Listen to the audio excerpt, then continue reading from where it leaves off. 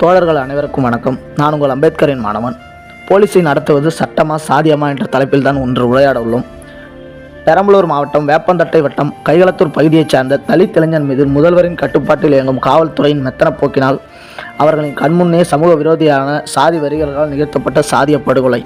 ஒரத்தநாடு பகுதியில் ஆதிக்க சாதியைச் சேர்ந்த காதலனால் அடித்து நொறுக்கப்பட்ட பட்டியல் சமூகத்தைச் சார்ந்த தங்கை அனுசியா உயிர் பலி.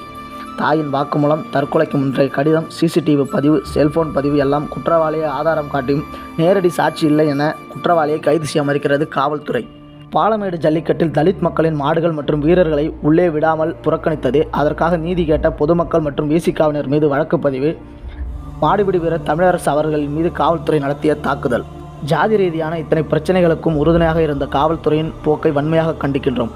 தமிழ்நாட்டில் சட்ட ஒழுங்கு சீர்கெட்டு போவதற்கு இதுவே ஒரு மிகப்பெரிய சாட்சி.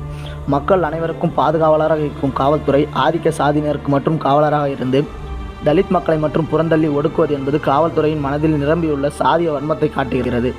போலீஸை இயக்குவது சட்டமா சாதியம்?